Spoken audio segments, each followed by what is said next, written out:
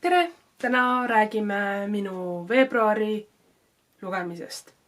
See ei läinud nii hästi, kui oleks võinud minna. Mul olid päris suured plaanid. Nagu eelmisest videost oli näha, ma valisin välja 4 veebruarikuu teemat lugemise väljakutsest, mida ma pidin lugema. See ei läinud kuigi hästi. Samuti mul jäi natukene ülejäägi jaanuarikuust, mida ma lubasin pühalikult, et ma loen veebruaris ära. Aga see ei läinud ka plaanide päraselt. Nii et praegu siis vaatame, kuidas mul üldse läks. Ma veebruarikuus lugesin läbi 5 raamatut.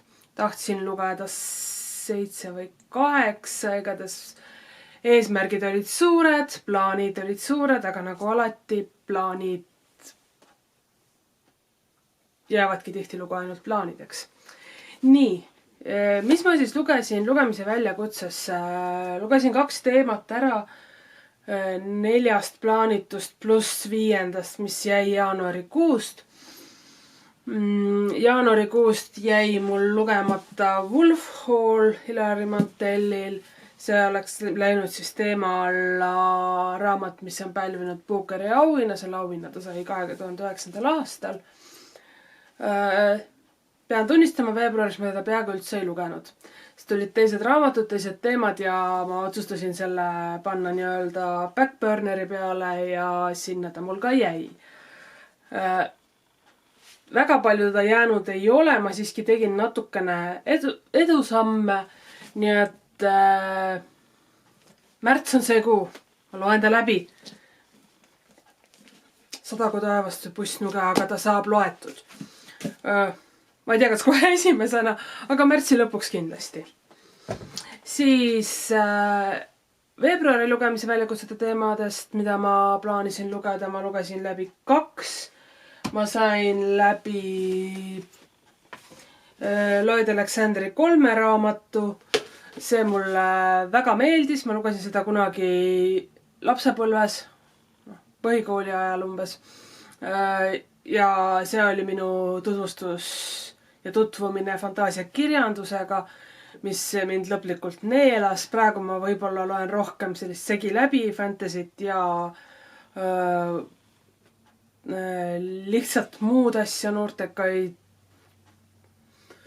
Igatahes ma ei ole nüüd praegu ainult fantasy lugeja, aga siis kui ma alustasin, siis alguseks oli 3 raamat. Peategelane Taran, ta määratakse seavardja selliks ja siis siga, keda ta peab valvama, Henwen, kes saab ettekuulutusi, see laseb jalga, Taran peab talle järgnema ja siis on igasugused seiklused ja nagu ikka. Hea raamat. Kui soovitada midagi noorele inimesele, kes alles alustab fantaasiaraamatute ka tutvumist, siis see on kindlasti üks neist, millest tasuks alustada. Hea, kerge, lõbus, kiire ja samas ka selline õpetlik. Aga jah, see raamat sai minult Goodreadsis, ma ei mäletan täpselt kas 4 või 5 punkti 5. Igatahes hinnangud olid väga kõrged minu poolt. Meeldis. Läks teemasse... mis ta läks? Raamat, mille pealkirjas on sõna raamat. Ehk siis mitte sõnaraamat, ega sõna raamat. Saate aru küll. Siis teise väljakutse punktina, mis mul sai veebruaris loetud, oli raamat, milles räägitakse maailma mõjutanud sündmusest või katastroofist. Mina valisin eelmine kuu selleks raamatuks Art Spiegelmani Mausi ja ma sain sellega läbi. Sellega läks tunduvalt kauem, kui ma arvasin. See oli tunduvalt keerulisem ja raskem lugemine. Nagu ma eelmise video lõpus ütlesin, siis ei tasu kunagi uskuda, et graafilise romaani lugemine läheb kiiresti ja lihtsalt ei lähe. Mis ma selle kohta öelda oskan? See on graafiline romaan holokaustist. Art Spiegelman intervjueerib sellega ka selle veergudel oma isa, kes elas üle holokausti, oli Auschwitzis ja pääses sealt. ja kujutab siis seda ajaloolist sündmust, kus tegelasteks, rahvusteks on loomad.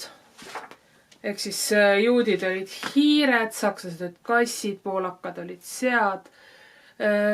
Keeruline lugemine, väga mõjus ja kurb ja samas ka selline, ma ei teagi, kuidas seda täpselt kirjeldada, mulle endale hullult meeldis see, et autor on pannud ka enda sellised probleemsed kohad siia sisse. Tema üsna korralikud suhted isaga ja ema enesetapp ja üldse raskused, mis seonduvad selle teema kirjapanekuga. Siin on päris mitmes kohas on näha seda, et ta ei tea päris, kuidas edasi minna, sest sellest teemast on raske kirjutada. Nii et kui ei jõua lugeda mõnda tõesti suurt ja mahukat teise maailmasõja, eriti holokausti käsitlevat raamatut või ilukirjandusteost, siis täitsa võib lugeda seda, aga hoiatan, ta ei ole nii lihtne, kui võiks tunduda. Pisike graafiline romaan väga raskel teemal. Nii, ja see kukkus. Nii, aga siis edasi, mis ma veel lugesin? Tartu Linnaraamatukogu noortekohvikus me käsitlesime Kristof Sutherlandi raamatut Peaaegu täielik halvimate õudusunenägude nimekiri. Meil ei ole seal olnud nii pika pealkirjaga raamatut ja ega vist nii pea tulegi. Aga raamat oli hea, mulle väga meeldis, seal oli väga palju popkultuuri referentse, mis minule iseenesest ei olnud väga kaelamurdvad, aga mõni noorem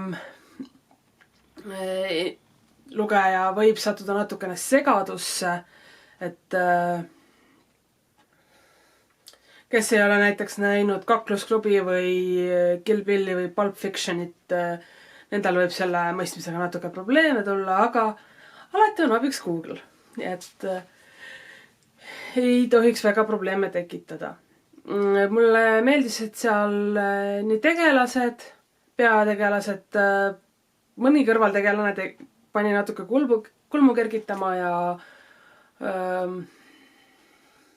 veidi täiskasvanud inimeste normaalsusest kahtlema. Aga muidu oli lugu kena ja hea ja oli hea lõpuga ja vägagi loetav. Selle käigus ma ka uurisin natuke rohkem foobiate kohta. Neid on ikka väga palju ja kui sul nad kõik korraga on, siis arvatavasti ei ole võimeline maailmas elama. Nii, edasi. Siis saatuse Sepa väljakutse, lugemise väljakutse grupis, sellest ma eelmine kord unustasin rääkida. Ja igatahes see kuu oli vaja lugeda raamatut autorilt, kes elas selle riigi autorilt, mis asus jaanuarikuu raamatu autori koduriigist ida pool. Jaanuarikuus ma lugesin Moskvat ja Moskvalassi Vladimir Kiljarovskilt ja sealt edasi suht itta minnes ma sattusin Alaskale.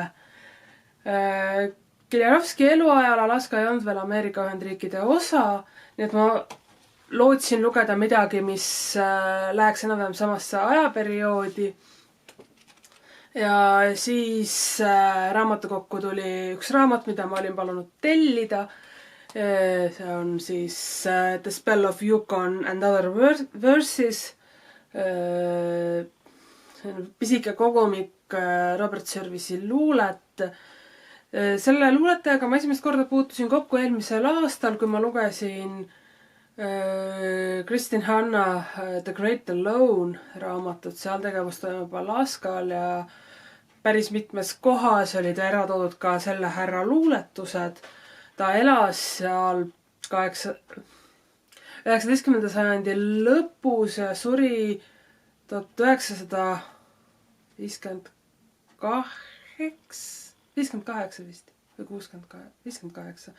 No igatahes üsna enne seda, kui Ameerika Ühendriikidega liitus Alaska 49. osariigina. Ja siis ma lugesingi neid sinna väljakutsesse saatuse sepa alla. Mulle nad meeldisid, neil oli üsna hea rütm. Mõned olid natukene pikad ja konarlikud ja ma tunnistan, et paaris ma lugesin poole peale ja hüppasin siit järgmise luuletuse juurde, sest et ei kõnetanud ja ei olnud päris minu teema ja rütmile ei saanud mitte mingi nipiga pihta. Aga sellised ilusad luuletused Alaskast ja Alaska loodusest ja kullakaevandustest ja meestest, kes sellega siis tegelesid. Et ma ei tea, ma ei oska luulet analüüsida. Et ma olen rahul, et ma selle läbi lugesin, need olid toredad ja peamine raamat oli õhuke. Aga see, et see õhuke oli, nüüd tekitas mulle paraja jama märtsikuu saatuse sepa väljakutsesse, aga selles siis märtsi väljakutse videos. Nii, siis 2 raamatut, mida ma pidin lugema veebruarikuus väljakutse alla on mul pooleli. Üks Strugatskite Hääbuv linn on umbes 100 lehekülge loetud, ma loen seda töö juures vahelduva eduga. Loeksin arvatavasti isegi kiiremini, sest ta meeldib mulle, aga tööl peab teatavasti tööd tegema. Ja siis teine oli Tessa Grattoni The Queens of Innis Lear. Sellega juhtus nüüd selline asi, et ma alustasin, ma olen mingi 20 lehekülge lugenud ja ta põhimõtteliselt on poole peal, kuigi päriselt nagu poole peal ei ole. Ta jõudis minuni natuke liiga hilja, ma sain ta kätte eelmisel nädalal ja üsna keeruline. Eelmisel nädalal täpsemini vist äkki 4 päeval. Nii et üsna raske on lugeda läbi raamatut veebruarikuus, kui see jõuab sulle kohale mõned päevad enne kuu lõppu. Tore on, et ma seda vähemalt alustasin.